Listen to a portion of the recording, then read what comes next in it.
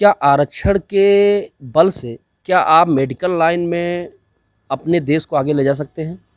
अगर आरक्षण के बल से नौकरी दिया जाए, हम मान लेते हैं गवर्नमेंट में जैसे हो रहा है ऐसे प्राइवेट में कर दिया जाए, तो क्या इंडस्ट्री चल पाएंगी?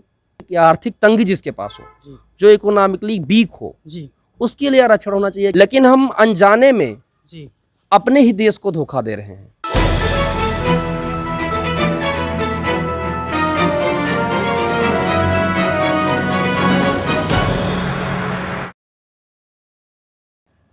नमस्कार, आप देख रहे हैं टीपीएम न्यूज़ और आपके साथ मैं हूं दुर्गेश बहादुर प्रजापति।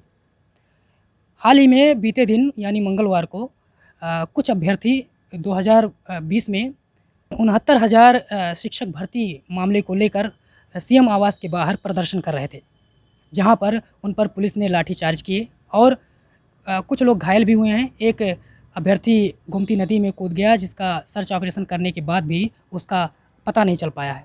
तो ये जो आरक्षण की मांग चल रही है, आरक्षण की मांग को लेकर वो जॉब पाना चाहते हैं, क्या ये कहाँ तक सही है? इस पर अपनी प्रतिक्रिया देने के लिए हमारे साथ जुड़े हैं रवीश जी। उनसे हम जानेंगे कि आरक्षण आखिर कब तक, कहाँ तक सही है। क्या आरक्षण को लेकर ये जो मांगे कर रहे हैं, आरोप लगा रहे हैं, घोटाले का आरोप लगाया इन्होंने, तो ये कितनी हद तक सही है? क्या राय है, आप क्या कहना चाहेंगे इस पर? प्लेटफॉर्म देने के लिए दुर्गेश जी आपका बहुत बहुत धन्यवाद जी। और मैं अगर युवा पीढ़ी से कहना चाहूँगा, जो हर वर्ग के युवा आते हैं, कोई कास्ट वाइज मतलब कास्ट वाइज नहीं होता है जी। मैं ये कहना चाहूँगा कि आरक्षण आप खुद एनालिसिस करिए और दो चार लोग जो पढ़े लिखे लोग हैं उनसे आप एनालिसिस करके पूछिए एक बार जी। कि आरक्षण कहाँ तक सही है। जी। क्या आरक्षण के बल से आरक्षण को लेकर जी। जी। क्या आप मेडिकल लाइन में अपने देश को आगे ले जा सकते हैं? जी। क्या आप आरक्षण के बल से अपने देश में डेवलपमेंट इंफ्रास्ट्रक्चर या और फैसिलिटीज़ जो हैं, जो अदर कंट्रीज़ में है, डेवलप कंट्रीज़ में हैं, क्या आप उसको बढ़ावा दे सकते हैं? क्या आप उसको बढ़ा सकते हैं? क्या आप अपने कंट्री से एक्सपोर्ट बढ़ा सकते हैं?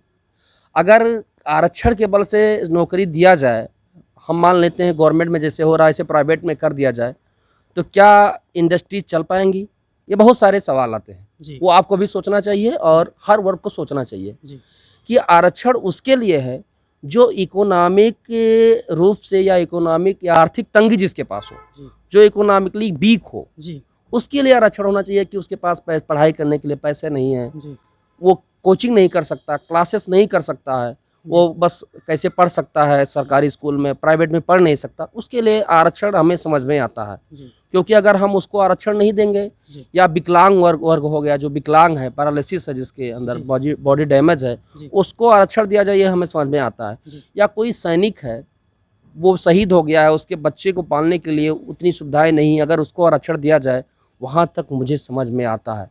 लेकिन जो इकोनॉमिकली प्रिपेयर हो चुका है, कंप्लीट हो चुका है, उसे आरक्षण दिया जा रहा है, ये कहाँ तक सही है? ये हर किसी के मन में ये सवाल आना चाहिए। ये मैं आज इसलिए आपके प्लेटफॉर्म से मैं कहना चाह रहा हूँ कि हम सोचते हैं कि ओबीसी का आरक्षण कम कर दिया गया, हम वहाँ पहुँच जाते हैं कि हमारे ओबीसी भाइयों का आरक्षण काट दिया गया, लेकिन हम अनजाने में अपने ही देश को धोखा दे रहे हैं, उनको समर्थन देके।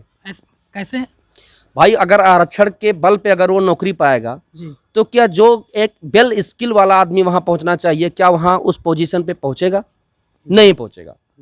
तो जब वेल स्किल वाला आदमी वहां तक नहीं पहुंचेगा, तो क्या वो अपने स्टूडेंट को या कोई भी जिस साइट में हो या जिस सेक्टर में हो, क्या उस तरीके से वो परफॉर्म कर पाएगा? नहीं कर पाएगा। उससे नुकसान किसका होगा? सैलरी जा रही है, सब समय जा रहा है, सब कुछ जा रहा है, नुकसान किसका हो रहा है? उस सर्विस का नुकसान हो रहा है, उस सेक्टर का नुकसान हो रहा है, और अल्टीमेटली अपने देश का नुकसान हो रहा है। तो मैं आरक्षण के बारे में यही कहना चाहूँगा अंततः कि आरक्षण सपोर्ट करो, मैं भी सपोर्ट करता हूँ, लेकिन इकोनॉमिकली करो। क्योंकि मैं देख रहा हूँ कि चाहे एससी हो, चाहे एसटी हो, चाहे ओबीसी हो, वो डीएम है, एसडीएम है, और वो उसके भी बच्चे को आरक्षण मिल रहा है। भाई, अगर उसके बच्चे को आरक्षण मिलेगा, जो गरीब वर्ग एससी, एसटी, ओबीसी है, जो कभी कोचिंग क्लासेस नहीं कर सकता, जो प्राइवेट स्कूल में नहीं पढ़ सकता, तो क्या उसे लाभ मिलेगा कि डीएम के लड़के को लाभ मिलेगा? बिल्कुल जो आर्थिक रूप से कमज़ोर है, जो क्लासेस नहीं कर सकता, उसको कभी नहीं मिलेगा।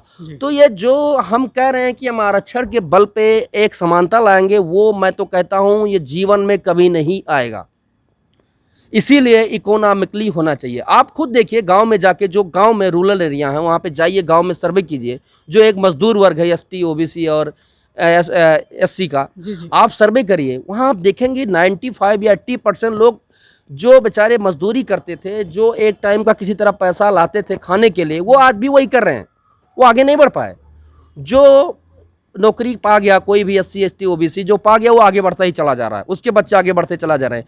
तो एक रूप से जो एसटी ओबीसी और एससी का वर्ग है, जो कमज़ोर वर्ग है, जो एक आर्थिक रूप से पूर्ण लोग हैं एसटी एससी ओबीसी में, वो उनका हक मार रहे हैं, उनके बच्चे लाभ नहीं पा रहे हैं, इनके बच्चे ही हाईटेक क्लासेस करके सारा आरक्षण का फ़ायदा ले रहे हैं।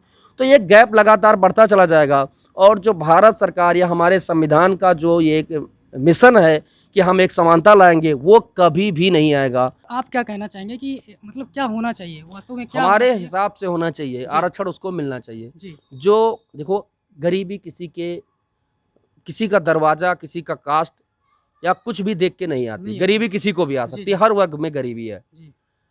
मैं यही कहना चाहूँगा कि आरक्षण मिले, वो इकोनॉमिकली मिले, और स्ट्रांग सरकार उस पर एक कड़ा कानून बनाए कि कोई फर्जी में ना ले पाए। जो गरीब है अंततः उस गरीब को ही आरक्षण मिले, पहला उसको मिले। दूसरा क्या है, जो पैरालिसिस है, जो डिसेबल है, जो शारीरिक रूप से पूर्ण नहीं है, उसको मिले। तीसरा, जो हमारे देश के जवान हैं जो बॉर्डर पे शहीद हो जाते हैं, उनको, उनके बच्चों के लिए वो सुविधाएं नहीं हो पाती हैं, उनको आरक्षण मिले।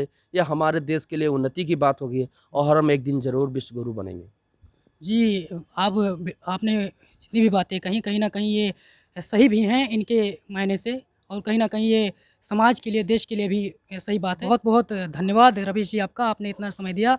जिन मुद्दों पर हमने आज चर्चा की, कहीं न कहीं देश के लिए हित में ही है, समाज के लिए हित में ही है। तो ऐसे ही वीडियोज़ देखने के लिए, ऐसे ही अन्य मुद्दों पर हम आने वाले समय में चर्चा करेंगे, नए-नए लोगों से उनके व्यूज़ जानेंगे, आने वाली युवा पीढ़ी से हम जानेंगे कि आखिर वो चाहते क्या हैं देश को आगे बढ़ाने के लिए, उनका क्या कंट्रीब्यूशन है। इन कई सारे मुद्दों पर हम चर्चा करेंगे, तो हमारे साथ बने रहिए और देखते रहिए टीपीएम न्यूज़। धन्यवाद।